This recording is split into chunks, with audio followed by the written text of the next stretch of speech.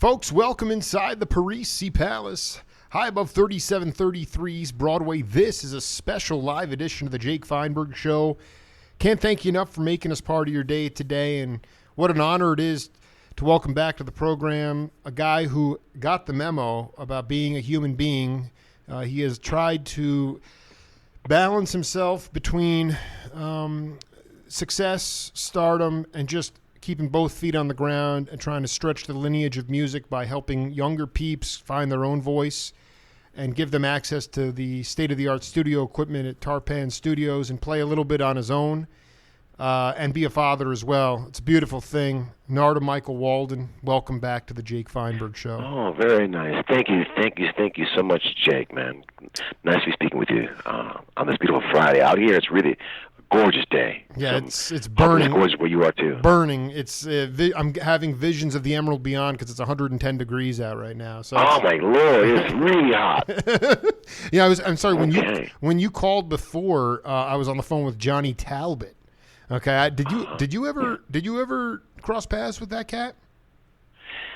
I can't say that I know that I have. I don't think so. So Talbot was one of these cats, who basically Charles Sullivan was it was his manager, and Sullivan had the entire Fillmore district was all black at that time. So Talbot preceded Sly. I mean, we're talking about going back to the early '60s with Jimmy McCracklin and Skip Jenkins, and really started the Oakland sound.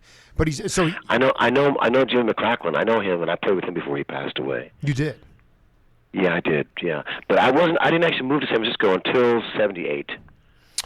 So this leads into, because I know you wanted to talk about one of these cats in your notes, but I'm very fascinated. I'd like you to talk about with some of don't have to use names, but you've been doing a lot of sessions, some with a Tarpan, some with luminary cats, and then a lot of like younger peeps that are just trying to get their feet on the ground and start moving forward. And yes. I wanted you to talk to the audience about how you convey to cats how to break up the time, a la Tony Williams, Ron Carter, and also break up the form, a la Miles Davis. I mean, in order to so, like, for instance, in My Funny Valentine or a standard, how, you play the head, but then ultimately you go out. You break up the time, you break up the form. What are the ways that you try to teach younger cats, aside from getting on the kit, and where did you learn how to do that? Well, so now you're asking a big question here, because you're asking a soul question. That's just a soul thing that happens when you play a piece of music and you listen to your heart, you listen to your soul, then magic comes into it, and that magic we call breaking out. That magic we call, takes on a whole new life and a whole new living, a feeling. And that's just the love that you put into the music. You can't really describe it, and you can't really teach it either. All you can teach are, shapes in music. Shapes. Like, for example, John McLaughlin would teach me shapes, how to play 5, how to play 7, how to play 9, or 11, or 13, or 17, by the shape of it. But in 4/4, you mentioned like the classic songs. I mean, I listened to, as a kid, Nina Simone and Horace Silver and Cannonball Adderley. So then on the jazz side of things, then because I listened, then I learned how they furthered music, and it's just a great, they're my teachers. And I think anyone who puts the love in the music, out it comes, the love comes.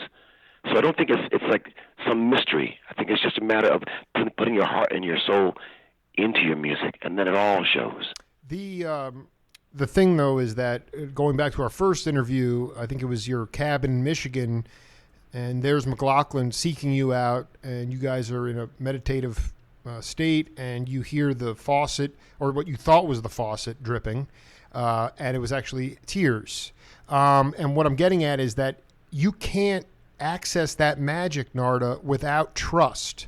Trust on the bandstand, okay? You have to have ultimate trust in order for that magic, or that's what the term you use, to come into form. So younger cats, just any younger cats, you were there at one time. At 39, I'm still here behind the mic. But those people don't have how do you create that trust, especially when there are, let's face it, you had opportunities to play a lot of gigs when you were younger live and get comfortable. How do you create that trust in order for that transcendent soul to take over where you can go out? Well, again, see, I think my feeling again is heart, not mind so much, but heart, because in the heart comes the feeling of love, and what is love but faith and trust? So when you have love for the people you're working with, when you feel love and you want to really care about what they're playing because you're going to listen, then that's the whole key. When you really listen to somebody, you put love on it, then it comes out as being the trust you're speaking about, where then beautiful things can just happen. The music can just take over. And that's something that Mahavishnu was very clear with me. He said, make sure you listen, because there's a lot of depth in listening. People who have a lot of chops and can do a lot of stuff, we want to show it. And there's a time and place for that. But at the same time, it only really works and clicks when you really, really listen. So that's what I want to say about that. You mentioned I had a chance to interview Johnny Mathis for this Stan Getz documentary that I'm working on, and you mentioned Johnny, and I wanted to know the first time, because that cat goes back to the Haight-Ashbury days before it was Haight-Ashbury. So why don't you riff on Mathis? Well, my feeling about Mathis when I was a little kid wasn't about San Francisco. I just fell in love with him in Michigan as a young kid, watching my aunts, the twins, Vicky and Valerie, dance to his music of Chances Are. And It's Not For Me To Say. And those beautiful recordings he made were just so stand out, even to this day, the arrangement and his voice. And to see young, beautiful people, black men with beautiful suits and their hair cut really short, and so romantic, dancing with my family, with my aunts, and with their girlfriends at the time. That's just a deep romantic time in American history that we've I don't want to say we've lost it, but I cherish those memories I have, and it's largely due to the romance that Johnny Mathis was able to put his hands on with his vocal control, and again his sincerity. He's a master. Is it possible that can you talk about a teachable moment or an inspiring moment for you? You are about love and you are about soul. That is your MO these days. I mean, can you talk about a teachable moment or an inspiring moment for Narada Michael Walden in 2017? You mean something that happened just recently to me? Something that stands out, because you're talking about this cultivate. You're talking about this. It's in the heart and not the mind, and I love that. But the point is that love has to be cultivated from an early time. You have daughters. I have daughters. You're not perfect, but you're talking about Mathis and your sisters dancing around. That love was cultivated early on. You can't just. That's right. Okay, so for those that come in and don't have that, let's just say that they've been reared in music and been taught you need to learn how to play a bossa nova, you need to learn how to play a shuffle, and so they're technically driven, but they're how do you help nurture the heart fire love inside of them? Well, I can only speak on how what helped me. Prayer and meditation are really invaluable tools when it comes to being sensitive and what you're speaking about, and learning how to embrace music, how to embrace our lives better. When we take a time to pray to God or to our higher being, then we open up our own heart, we open up our own mind, we open up our own being, and then we take a time to meditate. Then we take a time to listen to what that being in the higher soul, or God, or the Creator, or the Supreme is telling us. And that kind of give and take is so valuable as a person, as a musician, than to play music. It just helps your sensitivity all the way around. Is that something? That's what I want to say about that. No, I dig. But I mean, in a session, if you're recording a session for peeps, Yeah. I mean, do you lay that on them, or is there something? Is there other stuff that you do from as a mentor, as a teacher, to help the music breathe? I mean, saying to meditate. I mean, in some ways, my generation. I mean, you look at it.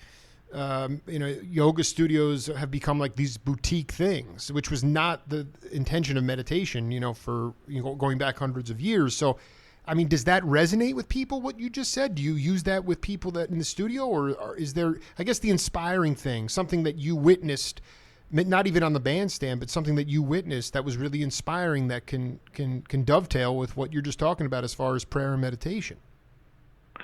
Well, I still, in my life, in the studio, for example, if I'm burning a candle and I have my incense burning, or something that's really of a spiritual nature, just without even saying anything, a person can be transported, can feel something special happening.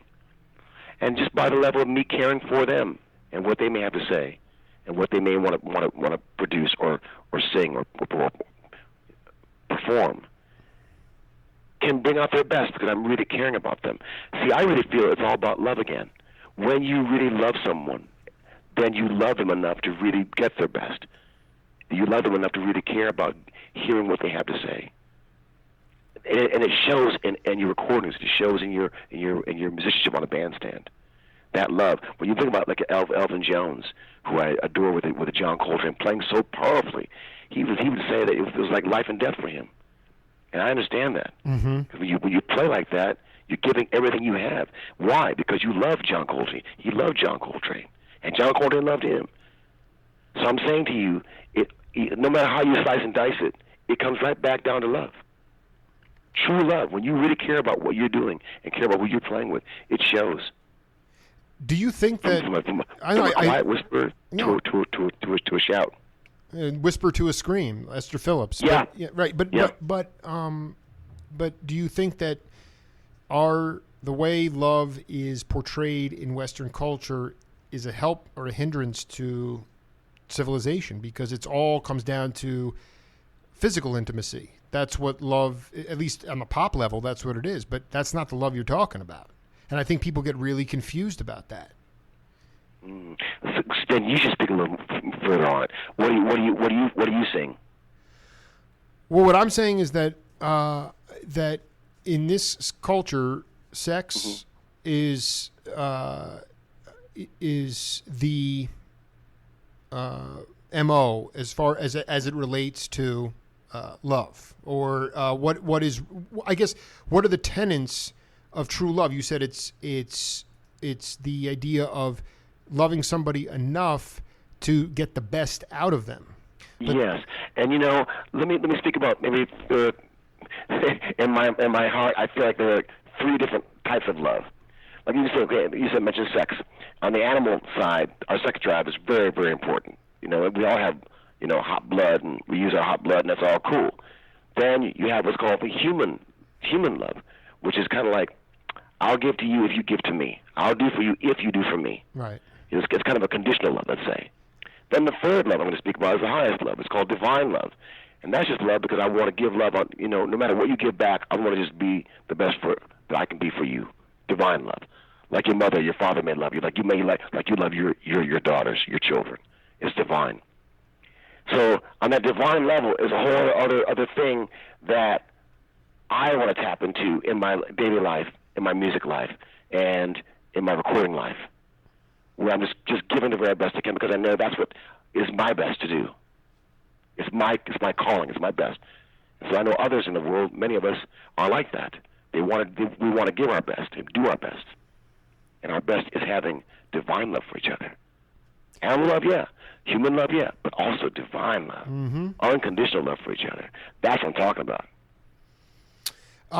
Talking to Narada, Michael Walden here on the Jake Feinberg Show. Did you ever connect with? I know you know his music, but did you ever cross paths with Ornette Coleman? I never played with Ornette Coleman, but I'm a fan. In particular, a piece of music called "Sunday in America" off Skies of America. Wow! And I love how it starts with one beautiful theme by the orchestra. And then another theme comes, and then how they interplay together, both themes, on this beautiful Sunday in America. It is really, really genius. But I also love what he did as a transcriber on the Universal Consciousness album for Alice Coltrane. And for quite a few of her records, he was the one to transcribe the violins and he is a brilliant, brilliant, brilliant mind, heart, and soul. Ornette Coleman. And I love what he played with Charlie Hayden and with the cat on the drums from New Orleans. What's his name? Ed Blackwell? Oh, my Lord. I mean, that's a whole other book of history that is so full of knowledge for us and wisdom for us. Could you talk so to I'm a big... Yeah, no, I mean, can you... This is important. Oh, and one more thing I have to say. Yeah.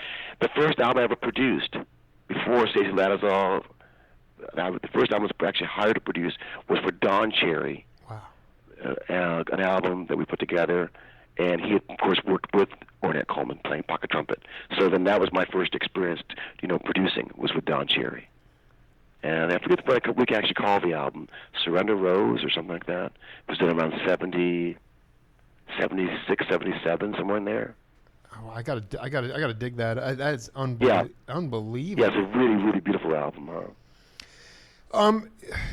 Narada, can you talk about your collaborations with Aretha Franklin? I mean, I see you put up these photos of you and her, but ultimately, I'm interviewing Faye Carroll tomorrow, an amazing singer from the Oakland area. But Aretha goes even. I mean, going back to this, I was listening to this tattered vinyl that I had of C.L. Franklin from the church. Did you get to go to that church ever? No, I never did. In fact, when I met Aretha, it was just after her father had passed away out of coma, and maybe enough time had passed. I want to say almost close to a year and a half, if not 2 years, had passed, that she was actually ready to return to the recording studio and make a new record. And then that became the Who's Zooming Who album. And the first song we recorded at the United Sound in Detroit was called Until You Say You Love Me, which is really my favorite of all. Please listen to that song when you get a chance. And she was so tender because her father passed. That's one of the first things she sang in the studio. We're going through a very hard time in our society as it relates to tolerance and inclusivity. In fact, it's getting frayed to the point where and I do believe in the power of, I think there's a tremendous amount of good stuff going on. Someone like yourself inspires me daily because I know that there are people that have not allowed fame to necessarily get into their head. And but yet, this is from Tootie Heath. He said, the first time I went to Northern Africa was with Yusuf Lateef, another Detroit cat. That was to go to a mosque with him, not to play. He went to go see the prayer service at a mosque in a Muslim country. And I just wanted you to talk about acceptance, interfaith, inclusivity, diversity. Not necessarily where you come down on it, but why it is essential for a free society to have that kind of open mind. Well, look at us in America. We're a powerful nation because we are diverse. We're a powerful nation because we can produce Jimi Hendrix. We can produce John Lee Hookers. We can produce, Earl Gardners and Ahmad Jamals and Horace Silvers, who's from Cuba. And we can produce all these great people from the Becker brothers, Michael Becker, Randy Becker, Steve Gadd, and Will Lees, and Jaco Pastorius, and even Joe Zawinul leaves Austria to come here to be inspired and play with Cannibal Adderley from down in Florida, where he came from, with his brother Nat. And Bobby Timmons on piano, who's genius out of the church. So you got to look at America, how rich we are, because we are diverse, because we come from knowing so many different types of styles of music and coming together as a people that we make something that the whole world wants to hear and play and be part of. So this is why I'm very, very pro-diversity, pro-people being the best of who they are and us intermingling together. I just think it's the best of life. I'm very, very proud to stand strong, that we stay strong in our country and around the world. Do you think that regular people will have the most impact on essentially our evolution? I mean, Charles Lloyd said it to me, we're here to evolve. Or I think, I think some people look at us as, they go back to scriptures, or they say we need to be strict constitutionalists, or we need to interpret things exactly the way people did 200 years ago or thousands of years ago, when in fact life is this eternal evolution. And my question, so you talk about Jimi Hendrix and you talk about Horace Silver. I mean, listen, Johnny Griffin and those cats, they all moved to Europe in the 70s. I wasn't even born. They moved there because of the racism. So the question is that, we are diverse, and now we're even more diverse than ever before. And so why do we have this sort of backlash towards what we are? Why is there hatred or anger or vilification of what we are? Well, ignorance has always been a part of our, of our society, for lack of a better word. Ignorance has always been a part of society. I remember, a little boy get on the bus, and I didn't know what the word nigger even meant. But if I said I was one, then they all laughed and liked me. I said, well, this is nice. They like me. Then I asked my dad, well, what does this word nigger mean? He says, well, no, it means you're ignorant. It means you're ignorant. So don't play that game with them anymore. And so I stopped playing that game, and then they weren't my friends anymore. So I'm saying is this whole kind of mentality has been around. But the truth of it, we are champions. So we get beyond all that, and we fight to get beyond all that because, ignorance is not here to rule the day. It tries to influence the day, but we're here as champions to actually rule the day. I love it. That's okay. The before I let you go, a lot of people will do things for other people to make themselves feel better. I am a big believer in what you told me, and I want you to flesh this out. You must love yourself before we you say we must stand up for ourselves first and foremost. Only with this love for ourselves can we improve our lives. Some people would say that's hedonistic, that's selfish. What do you say? No, it's just like, when you're on an airplane, they say put on your oxygen mask first, and then take care of your children. So that's what that is. If you're breathing, you take care of yourself, then you can take care of the children. You can take care of the rest. But if you're dead, you can't do nothing for nobody else. You got to put gas in the car for the car to run. So that's all it is. Just take care of yourself so you can be the best you, that you can help other people. And the same token, take care of yourself so you can have, be well-to-do enough where you can help somebody else, as opposed to you're down flat. You really can't help your relatives, your mom, your dad, who may need your help. So that's all it is. Just take care of yourself, be the best of yourself, so you can look out for your brother and your sister. Can you give an example in your musical career when either somebody did that to you or you? Oh yes, John McLaughlin. Look how he came along and said, "Okay, would you be so kind to join my band?" Of course, I was completely shocked and honored. But then, in joining his band, I needed a new drum kit. So he said, "Well, you go pick out what you need." I went to Frank's drum shop, and at the time got white Gretsch drums sprayed with enamel on the inside to be as powerful as I could make them. And then at this time, it was Slingerland hardware. That was the best hardware available. I got the best road cases available. He paid for everything, and then, of course, over time, I paid him back. But the fact that he'd step in and just uplift my life like that. I have in my studio right now the Fender Rhodes that he played on Morning Flame, Birds of Fire, all those things that he composed on the Apocalypse album. I have that Fender Rhodes he gave me. Many things just to inspire me, to keep me, motivated in life. It happens all the time. People are so kind and show kindness every step of the way to my life. And if we're honest, you look in your life, you look around. There's always kindness coming our way. We have to step back to it sometimes, really appreciate it, be grateful for it. But there's kindness everywhere. What does the Jake Feinberg Show do for you, Narada? You give a platform, which I appreciate, that lets a person like myself speak out and be heard, to re-inspire the tired heart, to re-inspire the soul, the spirit, to go, here we are on Friday, take a moment to rest, breathe deep, and let's go get them. Like we were when we were kids. It's fun. It's supposed to be fun, like we were always taught us. It's supposed to be fun. Just take a deep breath, and let's go out there and get them. Your show, which I appreciate, gives me a platform, a voice to go out and actually remind people, let's have fun with this. Life is a gift. It really is beautiful, and people are waiting to come down from heaven to be back down here because they love Earth. Yeah, it's a challenge to be on Earth, but guess what? The reward is so high. We get to hear Stevie Wonder. We get to do all kind of beautiful things on this planet. We get to see rhinoceroses And hippopotamuses and giraffes and apes and beautiful people and artwork and great things. So it's a wonderful place to be. So that's what I wanted to say.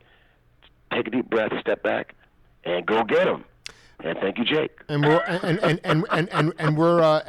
all champions, and I love that, dude. Great inspiration. That's true. Great inspirational jam. I hope we can meet in person real soon, man. Okay. Much love to you, Okay. Narada. All right.